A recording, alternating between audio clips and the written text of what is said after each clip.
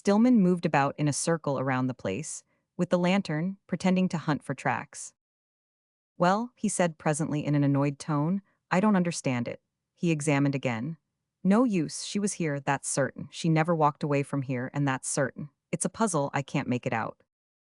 The mother lost heart then. Oh my God, oh blessed virgin, some flying beast has got her. I'll never see her again. Ah, don't give up, said Archie. We'll find her, don't give up. God bless you for the words, Archie Stillman, and she seized his hand and kissed it fervently. Peterson, the newcomer, whispered satirically in Ferguson's ear. Wonderful performance to find this place, wasn't it? Hardly worthwhile to come so far, though. Any other supposititious place would have answered just as well, hey. Ferguson was not pleased with the innuendo. He said with some warmth, do you mean to insinuate that the child hasn't been here? I tell you the child has been here. Now if you want to get yourself into as tidy a little fuss as... All right, sang out Stillman. Come, everybody, and look at this. It was right under our noses all the time, and we didn't see it. There was a general plunge for the ground at the place where the child was alleged to have rested, and many eyes tried hard and hopefully to see the thing that Archie's finger was resting upon. There was a pause, then a several-barreled sigh of disappointment. Pat Riley and Ham Sandwich said, in the one breath. What is it, Archie? There's nothing here. Nothing? Do you call that nothing? And he swiftly traced upon the ground a form with his finger. There, don't you recognize it now? It's Injun Billy's track. He's got the child. God be praised, from the mother. Take away the lantern. I've got the direction. Follow.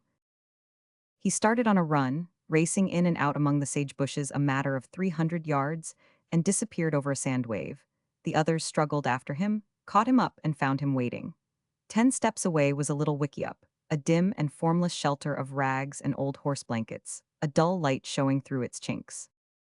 You lead, Mrs. Hogan, said the lad. It's your privilege to be first. All followed the sprint she made for the wickiup, and saw, with her, the picture its interior afforded. Injun Billy was sitting on the ground. The child was asleep beside him.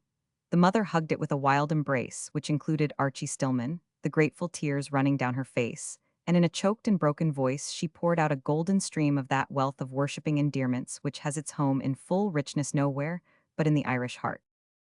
I find her by maybe it is 10 o'clock, Billy explained. She's sleep out yonder, vey tired, face wet, been cryin', s'pose, fetch her home, feed her, she heap much hungry, go sleep gin. In her limitless gratitude, the happy mother waved rank and hugged him too, calling him the angel of God in disguise. And he probably was in disguise if he was that kind of an official. He was dressed for the character. At 1:30 in the morning, the procession burst into the village singing, When Johnny Comes Marching Home, waving its lanterns and swallowing the drinks that were brought out all along its course. It concentrated at the tavern and made a night of what was left of the morning. Part 2. 1. The next afternoon, the village was electrified with an immense sensation. A grave and dignified foreigner of distinguished bearing and appearance had arrived at the tavern and entered this formidable name upon the register. Sherlock Holmes.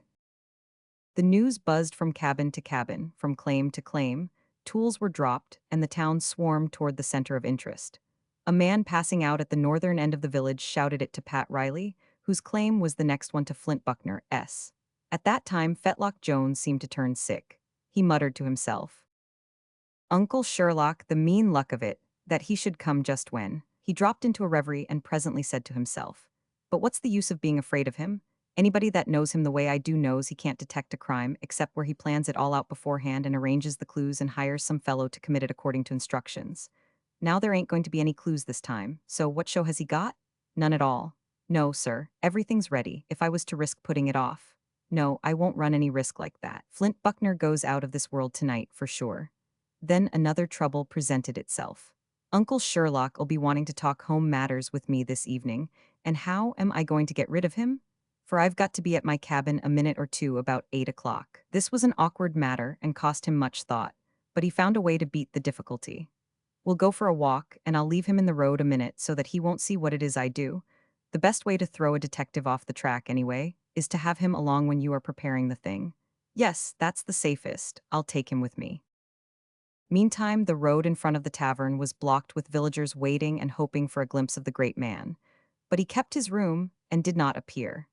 None but Ferguson, Jake Parker the blacksmith, and Ham Sandwich had any luck. These enthusiastic admirers of the great scientific detective hired the tavern's detained baggage lockup, which looked into the detective's room across a little alleyway 10 or 12 feet wide, ambushed themselves in it, and cut some peepholes in the window blind. Mr. Holmes's blinds were down, but by and by he raised them. It gave the spies a hair-lifting but pleasurable thrill to find themselves face to face with the extraordinary man who had filled the world with the fame of his more-than-human ingenuities. There he sat, not a myth, not a shadow, but real, alive, compact of substance, and almost within touching distance with the hand. "Look at that head," said Ferguson in an awed voice. "By gracious, that's a head." "You bet," said the blacksmith with deep reverence. "Look at his nose, look at his eyes, intellect, just a battery of it." "And that paleness," said Ham Sandwich, "comes from thought, that's what it comes from. Hell, duffers like us don't know what real thought is." "No more we don't," said Ferguson. "What we take for thinking is just blubber and slush." "Right you are, Wells Fargo. And look at that frown, that's deep thinking, away down, down, 40 fathom into the bowels of things. He's on the track of something." "Well, he is, and don't you forget it. Say, look at that awful gravity, look at that pallid solemnness, there ain't any corpse can lay over it." "No, sir, not for dollars. And it's his'n by hereditary rights, too. He's been dead 4 times already, and there's history for it. 3 times natural, once by accident. I've heard say he smells damp and cold like a grave, and he. Watch him, there, he's got his thumb on the bump on the near corner of his forehead, and his forefinger on the off one. His thinkworks is just grinding now, you bet your other shirt." "That's so, and now he's gazing up toward heaven and stroking his mustache slow, and now he has rose up standing, and is putting his clues together on his left fingers with his right finger. See?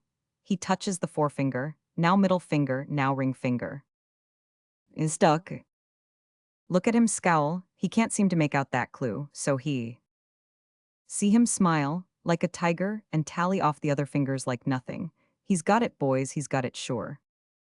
Well, I should say, I'd hate to be in that man's place that he's after." Mr. Holmes drew a table to the window, sat down with his back to the spies, and proceeded to write. The spies withdrew their eyes from the peepholes, lit their pipes, and settled themselves for a comfortable smoke and talk. Ferguson said with conviction, "Boys, it's no use talking, he's a wonder. He's got the signs of it all over him." "You hain't ever said a truer word than that, Wells Fargo," said Jake Parker. "Say, wouldn't it been nuts if he'd been here last night?" "Oh, by George, but wouldn't it?" said Ferguson. "Then we'd have seen scientific work. Intellect, just pure intellect, away up on the upper levels, don't you know? Archie is all right, and it don't become anybody to belittle him, I can tell you. But his gift is only just eyesight, sharp as an owl's, as near as I can make it out just a grand natural animal talent. No more, no less, and prime as far as it goes, but no intellect in it, and for awfulness and marvelousness no more to be compared to what this man does than, why, let me tell you what he'd have done. He'd have stepped over to Hogan's and glanced, just glanced, that's all at the premises and that's enough. See everything? Yes, sir, to the last little detail, and he'll know more about that place than the Hogans would know in 7 years. Next, he would sit down on the bunk just as Cam and say to Mrs. Hogan, "Say, Ham, consider that you are Mrs. Hogan. I'll ask the questions, you answer them." "All right, go on." "Madam, if you please, attention, do not let your mind wander. Now then, sex of the child." "Female, your honor." Female, very good, age." "Turned 6, your honor." Young, weak, 2 miles. Weariness will overtake it then. It will sink down and sleep. We shall find it 2 miles away or less. Teeth. 5, your honor, and 1 coming." Very good, very good indeed. You see, boys, he knows a clue when he sees it, when it wouldn't mean a darn thing to anybody else. Stockings, madam, shoes. Yes, your honor, both. Yarn, perhaps Morocco. Yarn, your honor, and kip. Kip, this complicates the matter, however, let it go. We shall manage, religion. Catholic, your honor. Very good, snip me a bit from the bed blanket, please. Ah, thanks, part wool foreign make. Very well, a snip from some garment of the child's, please, thanks, cotton, shows wear. An excellent clue, excellent. Pass me a pallet of the floor dirt if you'll be so kind. Thanks, many thanks. Ah, admirable, admirable. Now we know where we are, I think. You see, boys, he's got all the clues he wants now. He don't need anything more. Now then, what does this extraordinary man do? He lays those snips and that dirt out on the table and leans over them on his elbows and puts them together side by side and studies them, mumbles to himself. Female, changes them around, mumbles. 6 years old, changes them this way and that again, mumbles. 5 teeth, one a coming, Catholic, yarn caught, kip, damn that kip. Then he straightens up and gazes toward heaven and plows his hands through his hair, plows and plows, muttering, damn that kip. Then he stands up and frowns and begins to tally off his clues on his fingers and gets stuck at the ring finger, but only just a minute. Then his face glares all up in a smile like a house of fire, and he straightens up stately and majestic and says to the crowd, take a lantern, a couple of you, and go down to Injun Billy's and fetch the child. The rest of you go long home to bed. Good night, madam, good night, gents. And he bows like the Matterhorn and pulls out for the tavern. That's his style, and the only scientific, intellectual, all over in 15 minutes, no poking around all over the sagebrush range an hour and a half in a mass meeting crowd for him. Boys, you hear me. By Jackson, it's grand, said Ham Sandwich. Wells Fargo, you've got him down to a dot. He ain't painted up any exactor to the life in the books. By George, I can just see him, can't you, boys? You bet you, it's just a photograph, that's what it is. Ferguson was profoundly pleased with his success and grateful. He sat silently enjoying his happiness a little while, then he murmured with a deep awe in his voice, I wonder if God made him. There was no response for a moment, then Ham Sandwich said reverently, not all at one time, I reckon. Chapter 2. At 8 o'clock that evening 2 persons were groping their way past Flint Buckner's cabin in the frosty gloom. They were Sherlock Holmes and his nephew. Stop here in the road a moment, uncle, said Fetlock. While I run to my cabin, I won't be gone a minute. He asked for something, the uncle furnished it. Then he disappeared in the darkness, but soon returned and the talking walk was resumed. By 9 o'clock they had wandered back to the tavern. They worked their way through the billiard room, where a crowd had gathered in the hope of getting a glimpse of the extraordinary man. A royal cheer was raised. Mr. Holmes acknowledged the compliment with a series of courtly bows, and as he was passing out his nephew said to the assemblage, Uncle Sherlock's got some work to do, gentlemen, that'll keep him till 12 or 1. But he'll be down again then, or earlier if he can, and hopes some of you'll be left to take a drink with him. By George, he's just a duke, boys. 3 cheers for Sherlock Holmes, the greatest man that ever lived, shouted Ferguson. Hip, hip, hip. Hurrah, hurrah, hurrah, tiger. The uproar shook the building, so hearty was the feeling the boys put into their welcome. Upstairs the uncle reproached the nephew gently, saying, What did you get me into that engagement for? I reckon you don't want to be unpopular, do you, uncle? Well then, don't you put on any exclusiveness in a mining camp, that's all. The boys admire you, but if you was to leave without taking a drink with them, they'd set you down for a snob. And besides, you said you had home talk enough in stock to keep us up and at it half the night. The boy was right and wise, the uncle acknowledged it. The boy was wise in another detail which he did not mention, except to himself. Uncle and the others will come handy, in the way of nailing an alibi where it can't be budged. He and his uncle talked diligently about 3 hours. Then, about midnight, Fetlock stepped downstairs and took a position in the dark a dozen steps from the tavern, and waited. 5 minutes later Flint Buckner came rocking out of the billiard room and almost brushed him as he passed. I've got him, muttered the boy. He continued to himself, looking after the shadowy form. Goodbye for good, Flint Buckner. You called my mother a well, never mind what. It's all right now. You're taking your last walk, friend. He went musing back into the tavern. From now till 1 is an hour. We'll spend it with the boys. It's good for the alibi.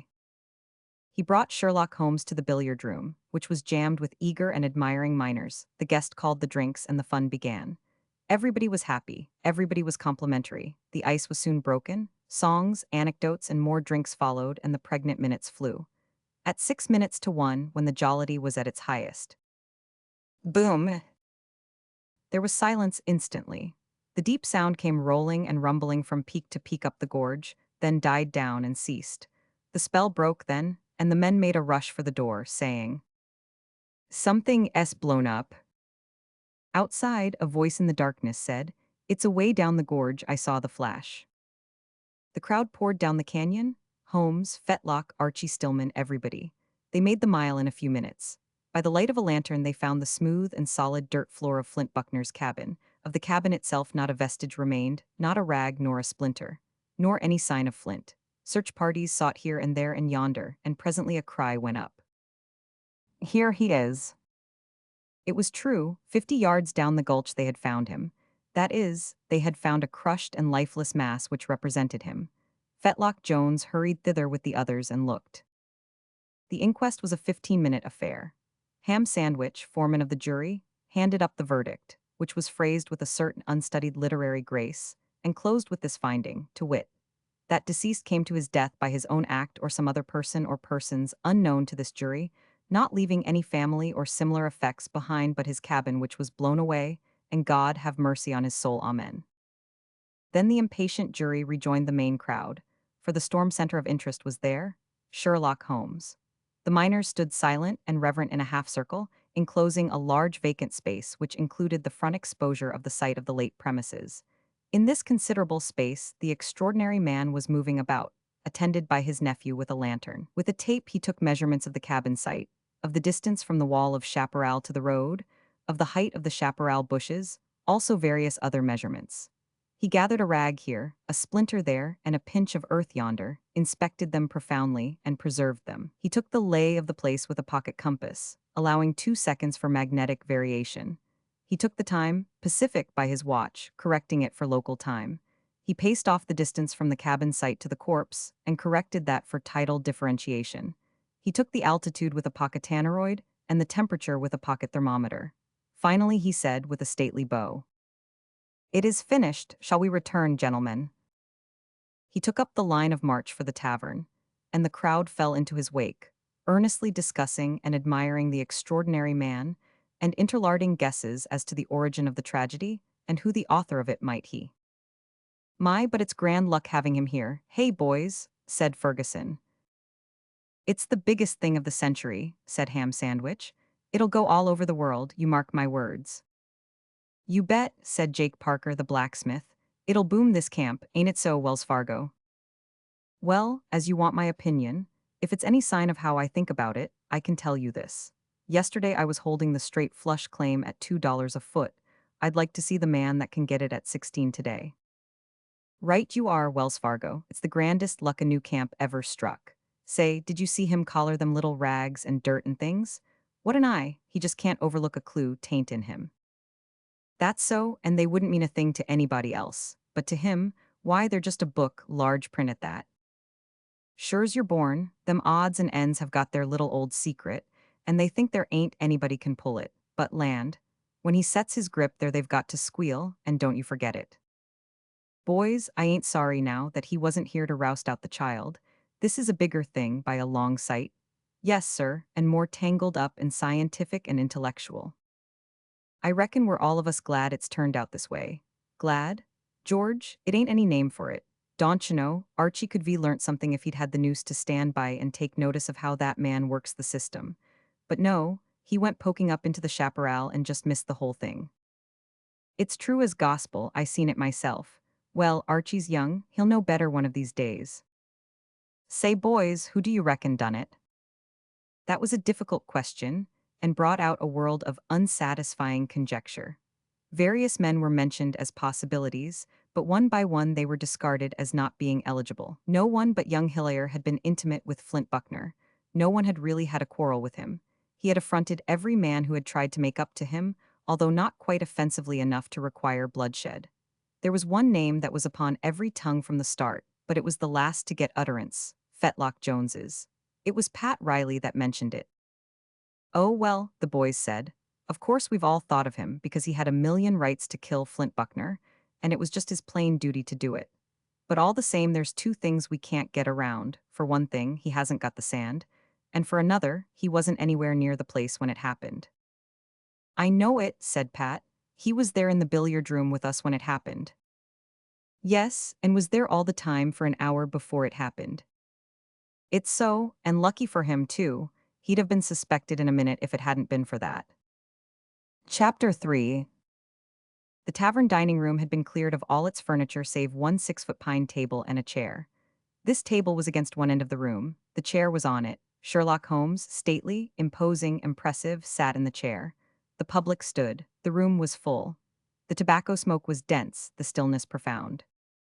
The extraordinary man raised his hand to command additional silence, held it in the air a few moments. Then, in brief, crisp terms, he put forward question after question, and noted the answers with ums, nods of the head, and so on. By this process, he learned all about Flint Buckner, his character, conduct, and habits that the people were able to tell him. It thus transpired that the extraordinary man's nephew was the only person in the camp who had a killing grudge against Flint Buckner. Mr. Holmes smiled compassionately upon the witness and asked, languidly, "Do any of you gentlemen chance to know where the lad Fetlock Jones was at the time of the explosion?" A thunderous response followed. "In the billiard room of this house." "Ah, and had he just come in?" "Been there all of an hour." "Ah, it is about how far might it be to the scene of the explosions?" "It's all of a mile." "Ah, it isn't much of an alibi, 'tis true, but—" A storm burst of laughter, mingled with shouts of "By Jiminy, but he's chain lightning," and "Ain't you sorry you spoke, Sandy?" shut off the rest of the sentence, and the crushed witness drooped his blushing face in pathetic shame. The inquisitor resumed. The lad Jones's somewhat distant connection with the case. Laughter. Having been disposed of, let us now call the eyewitnesses of the tragedy and listen to what they have to say. He got out his fragmentary clues and arranged them on a sheet of cardboard on his knee. The house held its breath and watched. We have the longitude and the latitude, corrected for magnetic variation, and this gives us the exact location of the tragedy. We have the altitude, the temperature, and the degree of humidity prevailing, inestimably valuable, since they enable us to estimate with precision the degree of influence which they would exercise upon the mood and disposition of the assassin at that time of the night. Buzz of admiration, muttered remark, "By George, but he's deep." He fingered his clues. And now let us ask these mute witnesses to speak to us. Here we have an empty linen shot bag. What is its message? This, that robbery was the motive, not revenge. What is its further message? This, that the assassin was of inferior intelligence, shall we say light-witted, or perhaps approaching that? How do we know this? Because a person of sound intelligence would not have proposed to rob the man Buckner, who never had much money with him. But the assassin might have been a stranger? Let the bag speak again. I take from it this article. It is a bit of silver-bearing quartz. It is peculiar. Examine it, please, you and you and you. Now pass it back, please. There is but one lode on this coast which produces just that character and color of quartz, and that is a lode which crops out for nearly 2 miles on a stretch, and in my opinion is destined, at no distant day, to confer upon its locality a globe-girdling celebrity, and upon its 200 owners riches beyond the dreams of avarice. Name that lode, please. The Consolidated Christian Science and Mary Ann was the prompt response. A wild crash of hurrahs followed, and every man reached for his neighbor's hand and wrung it with tears in his eyes, and Wells Fargo Ferguson shouted, "The straight flush is on the lode, and up she goes to 150 a foot, you hear me." When quiet fell, Mr. Holmes resumed. We perceive then that 3 facts are established, to wit, the assassin was approximately light-witted, he was not a stranger, his motive was robbery, not revenge. Let us proceed. I hold in my hand a small fragment of fuse with the recent smell of fire upon it. What is its testimony? Taken with the corroborative evidence of the quartz, it reveals to us that the assassin was a miner. What does it tell us further? This, gentlemen, that the assassination was consummated by means of an explosive. What else does it say? This, that the explosive was located against the side of the cabin nearest the road, the front side, for within 6 feet of that spot I found it. I hold in my fingers a burnt Swedish match, the kind one rubs on a safety box. I found it in the road, 622 feet from the abolished cabin. What does it say? This, that the train was fired from that point. What further does it tell us? This, that the assassin was left-handed. How do I know this? I should not be able to explain to you, gentlemen, how I know it, the signs being so subtle that only long experience and deep study can enable one to detect them. But the signs are here, and they are reinforced by a fact which you must have often noticed in the great detective narratives, that all assassins are left-handed. "By Jackson, that's so?" said Ham Sandwich, bringing his great hand down with a resounding slap upon his thigh. "Blamed if I ever thought of it before." Nor I," cried several. Oh, there can't anything escape him, look at his eye. Gentleman, distant as the murderer was from his doomed victim, he did not wholly escape injury. This fragment of wood which I now exhibit to you struck him. It drew blood. Wherever he is, he bears the telltale mark. I picked it up where he stood when he fired the fatal train. He looked out over the house from his high perch, and his countenance began to darken. He slowly raised his hand and pointed. There stands the assassin. For a moment the house was paralyzed with amazement. Then 20 voices burst out with, Sammy Hillier, oh hell no him, it's pure foolishness. Take care, gentlemen, be not hasty. Observe, he has the blood mark on his brow. Hillier turned white with fright. He was near to crying. He turned this way and that, appealing to every face for help and sympathy, and held out his supplicating hands toward Holmes and began to plead. Don't, oh do, I never did it. I give my word I never did it. The way I got this hurt on my forehead was. Arrest him, constable, cried Holmes. I will swear out the warrant. The constable moved reluctantly forward, hesitated, stopped. Hillier broke out with another appeal. Oh, Archie, don't let them do it. It would kill Mother. You know how I got the hurt. Tell them and save me, Archie, save me. Stillman worked his way to the front and said, Yes, I'll save you, don't be afraid. Then he said to the house, Never mind how he got the hurt. It hasn't anything to do with this case and isn't of any consequence. God bless you, Archie, for a true friend.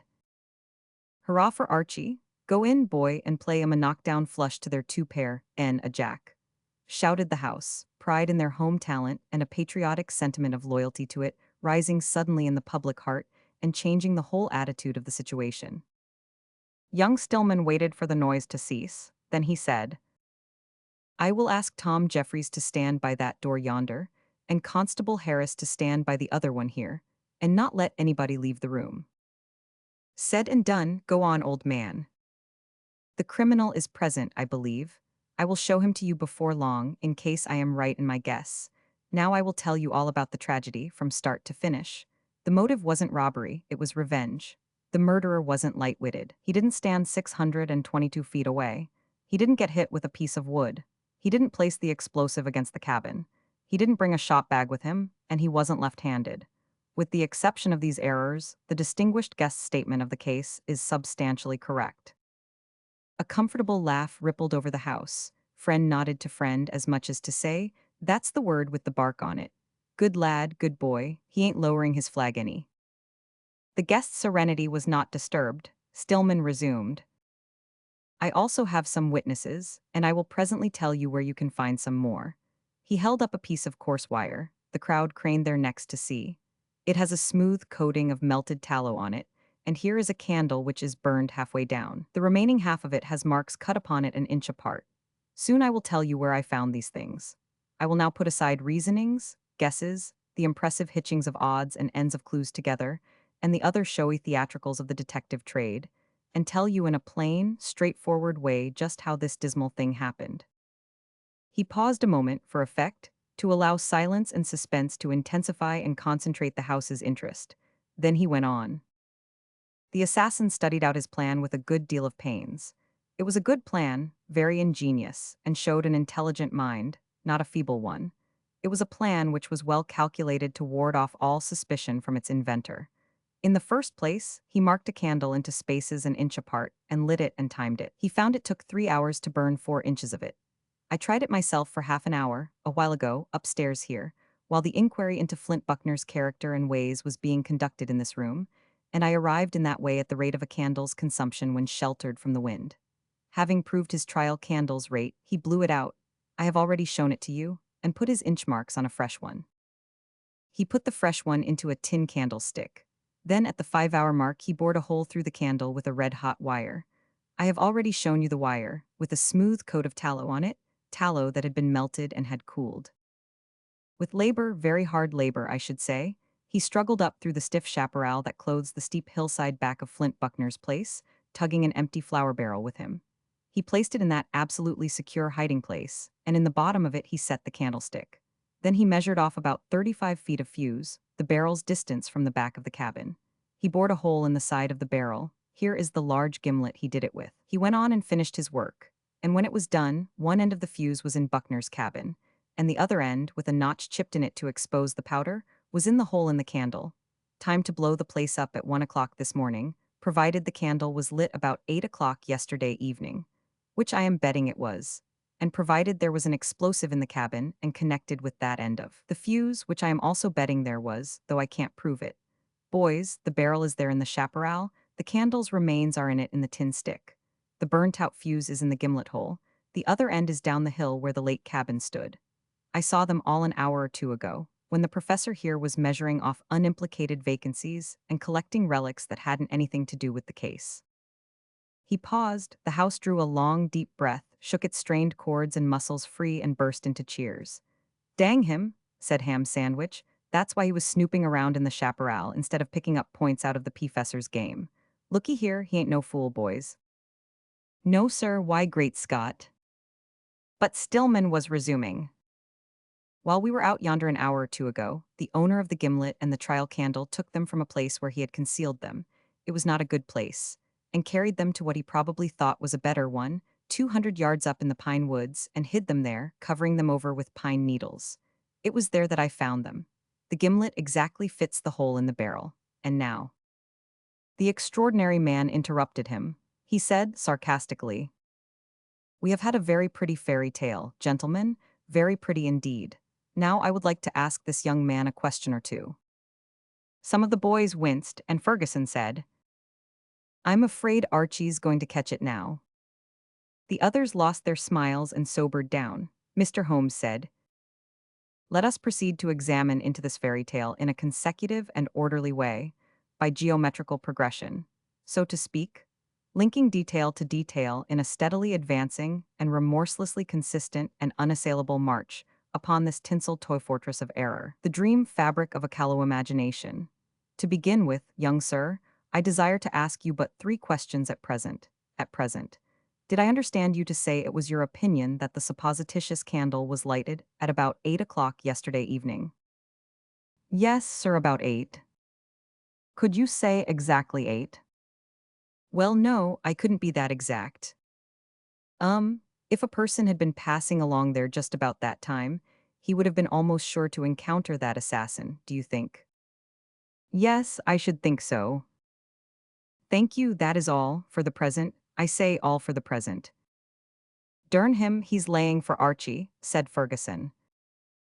"It's so," said Ham Sandwich. "I don't like the look of it." Stillman said, glancing at the guest, "I was along there myself at 8:30, no, about 9. "Indeed, this is interesting, this is very interesting. Perhaps you encountered the assassin." "No, I encountered no one." "Ah, then, if you will excuse the remark, I do not quite see the relevancy of the information." "It has none, at present, I say it has none, at present." He paused. Presently he resumed, "I did not encounter the assassin, but I am on his track, I am sure, for I believe he is in this room. I will ask you all to pass one by one in front of me, here, where there is a good light, so that I can see your feet." A buzz of excitement swept the place, and the march began, the guest looking on with an iron attempt at gravity which was not an unqualified success. Stillman stooped, shaded his eyes with his hand, and gazed down intently at each pair of feet as it passed. 50 men tramped monotonously by, with no result. 60, 70. The thing was beginning to look absurd. The guest remarked with suave irony, "Assassins appear to be scarce this evening." The house saw the humor of it, and refreshed itself with a cordial laugh. 10 or 12 more candidates tramped by, no, danced by, with airy and ridiculous capers which convulsed the spectators. Then suddenly Stillman put out his hand and said, "This is the assassin." "Fetlock Jones, by the great Sanhedrim," roared the crowd, and at once let fly a pyrotechnic explosion and dazzle and confusion of stirring remarks inspired by the situation. At the height of the turmoil, the guest stretched out his hand, commanding peace. The authority of a great name and a great personality laid its mysterious compulsion upon the house, and it obeyed. Out of the panting calm which succeeded, the guest spoke, saying, with dignity and feeling, "This is serious, it strikes at an innocent life. Innocent beyond suspicion, innocent beyond peradventure. Hear me prove it. Observe how simple a fact can brush out of existence this witless lie. Listen, my friends, that lad was never out of my sight yesterday evening at any time." It made a deep impression. Men turned their eyes upon Stillman with grave inquiry in them. His face brightened and he said, I knew there was another one. He stepped briskly to the table and glanced at the guest's feet, then up at his face and said, You were with him. You were not 50 steps from him when he lit the candle that by and by fired the powder. Sensation. And what is more, you furnished the matches yourself. Plainly the guest seemed hit, it looked so to the public. He opened his mouth to speak, the words did not come freely. This is insanity, this. Stillman pressed his evident advantage home. He held up a charred match. Here is one of them, I found it in the barrel, and there's another one there. The guest found his voice at once. Yes, and put them there yourself. It was recognized a good shot, Stillman retorted. It is wax, a breed unknown to this camp. I am ready to be searched for the box, are you? The guest was staggered this time, the dullest eye could see it. He fumbled with his hands, once or twice his lips moved, but the words did not come. The house waited and watched in tense suspense, the stillness adding effect to the situation. Presently Stillman said, gently, We are waiting for your decision. There was silence again during several moments. Then the guest answered, in a low voice, I refuse to be searched. There was no noisy demonstration, but all about the house, one voice after another muttered, That settles it, he's Archie's meat. What to do now, nobody seemed to know. It was an embarrassing situation for the moment, merely, of course, because matters had taken such a sudden and unexpected turn that these unpracticed minds were not prepared for it, and had come to a standstill, like a stopped clock under the shock. But after a little the machinery began to work again, tentatively, and by twos and threes the men put their heads together and privately buzzed over this and that and the other proposition. One of these propositions met with much favor. It was to confer upon the assassin a vote of thanks for removing Flint Buckner and let him go. But the cooler heads opposed it, pointing out that addled brains in the eastern states would pronounce it a scandal and make no end of foolish noise about it. Finally, the cool heads got the upper hand and obtained general consent to a proposition of their own. Their leader then called the House to order and stated it to this effect, that Fetlock Jones be jailed and put upon trial. The motion was carried. Apparently there was nothing further to do now, and the people were glad, for, privately, they were impatient to get out and rush to the scene of the tragedy, and see whether that barrel and the other things were really there or not. But no, the breakup got a check. The surprises were not over yet. For a while Fetlock Jones had been silently sobbing, unnoticed in the absorbing excitements which had been following one another so persistently for some time. But when his arrest and trial were decreed, he broke out despairingly and said, No, it's no use. I don't want any jail, I don't want any trial. I've had all the hard luck I want and all the miseries.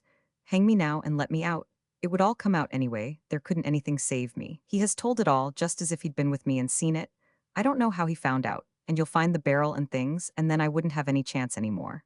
I killed him, and you'd have done it too if he'd treated you like a dog, and you only a boy and weak and poor and not a friend to help you. And served him damned well right, broken ham sandwich. Looky here, boys. From the constable, order, order, gentlemen. A voice, did your uncle know what you was up to? No, he didn't. Did he give you the matches, sure enough? Yes, he did, but he didn't know what I wanted them for. When you was out on such a business as that, how did you venture to risk having him along, and him a detective? How is that? The boy hesitated, fumbled with his buttons in an embarrassed way, then said shyly, I know about detectives, on account of having them in the family, and if you don't want them to find out about a thing, it's best to have them around when you do it. The cyclone of laughter, which greeted this naive discharge of wisdom, did not modify the poor little waif's embarrassment in any large degree. Chapter 4. From a letter to Mrs. Stillman, dated merely Tuesday. Fetlock Jones was put under lock and key in an unoccupied log cabin and left there to await his trial. Constable Harris provided him with a couple of days' rations, instructed him to keep a good guard over himself, and promised to look in on him as soon as further supplies should be due. Next morning a score of us went with Hillier out of friendship and helped him bury his late relative, the unlamented Buckner, and I acted as first assistant pallbearer, Hillier acting as chief. Just as we had finished our labors, a ragged and melancholy stranger, carrying an old handbag, limped by with his head down, and I caught the scent I had chased around the globe. It was the odor of paradise to my perishing hope. In a moment, I was at his side and had laid a gentle hand upon his shoulder. He slumped to the ground as if a stroke of lightning had withered him in his tracks. And as the boys came running, he struggled to his knees and put up his pleading hands to me. And out of his chattering jaws, he begged me to persecute him no more and said, "You have hunted me around the world, Sherlock Holmes, yet God is my witness I have never done any man harm." A glance at his wild eyes showed us that he was insane. "That was my work, mother. The tidings of your death can some day repeat the misery I felt in that moment, but nothing else can ever do it." The boys lifted him up and gathered about him, and were full of pity of him, and said the gentlest and touchingest things to him, and said, "Cheer up and don't be troubled." He was among friends now, and they would take care of him and protect him, and hang any man that laid a hand on him. They are just like so many mothers, the rough mining camp boys are, when you wake up the south side of their hearts. Yes, and just like so many reckless and unreasoning children when you wake up the opposite of that muscle. They did everything they could think of to comfort him, but nothing succeeded until Wells Fargo Ferguson, who is a clever strategist, said, "If it's only Sherlock Holmes that's troubling you, you needn't worry any more." "Why?" asked the forlorn lunatic eagerly. "Because he's dead again." "Dead, dead, oh don't trifle with a poor wreck like me. Is he dead? On honor now, is he telling me true, boys?" "True as you're standing there," said Ham Sandwich, and they all backed up the statement in a body. "They hung him in San Bernardino last week," added Ferguson, clinching the matter, "whilst he was searching around after you. Mistook him for another man. They're sorry, but they can't help it now." "They're a-building him a monument," said Ham Sandwich, with the air of a person who had contributed to it and knew. James Walker drew a deep sigh, evidently a sigh of relief, and said nothing. But his eyes lost something of their wildness, his countenance cleared visibly, and its drawn look relaxed a little. We all went to our cabin, and the boys cooked him the best dinner the camp could furnish the materials for. And while they were about it, Hillier and I outfitted him from hat to shoe leather with new clothes of ours, and made a comely and presentable old gentleman of him. Old is the right word, and a pity, too, old by the droop of him and the frost upon his hair, and the marks which sorrow and distress have left upon his face, though he is only in his prime in the matter of years. While he ate, we smoked and chatted, and when he was finishing, he found his voice at last, and of his own accord broke out with his personal history. I cannot furnish his exact words, but I will come as near it as I can. The wrong man's story. It happened like this. I was in Denver. I had been there many years. Sometimes I remember how many, sometimes I don't, but it isn't any matter. All of a sudden I got a notice to leave, or I would be exposed for a horrible crime committed long before, years and years before in the East. I knew about that crime, but I was not the criminal. It was a cousin of mine of the same name. What should I better do? My head was all disordered by fear, and I didn't know. I was allowed very little time, only one day I think it was. I would be ruined if I was published, and the people would lynch me and not believe what I said. It is always the way with lynchings. When they find out it is a mistake, they are sorry, but it is too late. The same as it was with Mr. Holmes, you see. So I said I would sell out and get money to live on, and run away until it blew over and I could come back with my proofs. Then I escaped in the night and went a long way off in the mountains somewhere, and lived disguised and had a false name. I got more and more troubled and worried, and my troubles made me see spirits and hear voices, and I could not think straight and clear on any subject, but got confused and involved and had to give it up, because my head hurt so. It got to be worse and worse, more spirits and more voices. They were about me all the time, at first only in the night, then in the day too. They were always whispering around my bed and plotting against me, and it broke my sleep and kept me fagged out because I got no good rest. And then came the worst. One night the whispers said, "We'll never manage because we can't see him, and so can't point him out to the people." They sighed, then one said, "We must bring Sherlock Holmes, he can be here in 12 days." They all agreed and whispered and gibbered with joy. But my heart broke, for I had read about that man, and knew what it would be to have him upon my track, with his superhuman penetration and tireless energies. The spirits went away to fetch him, and I got up at once in the middle of the night and fled away, carrying nothing but the handbag that had my money in it, $30,000. Two-thirds of it are in the bag there yet. It was 40 days before that man caught up on my track. I just escaped. From habit he had written his real name on a tavern register, but had scratched it out and written Daggett Barclay in the place of it. But fear gives you a watchful eye and keen, and I read the true name through the scratches and fled like a deer. He has hunted me all over this world for 3 years and a half. The Pacific States, Australasia, India, everywhere you can think of, then back to Mexico and up to California again, giving me hardly any rest. But that name on the registers always saved me, and what is left of me is alive yet. And I am so tired. A cruel time he has given me, yet I give you my honor I have never harmed him nor any man. That was the end of the story, and it stirred those boys to blood heat, be sure of it. As for me, each word burned a hole in me where it struck. We voted that the old man should bunk with us, and be my guest and Hillier S. I shall keep my own counsel, naturally, but as soon as he is well rested and nourished, I shall take him to Denver and rehabilitate his fortunes. The boys gave the old fellow the bone-mashing good fellowship handshake of the mines, and then scattered away to spread the news.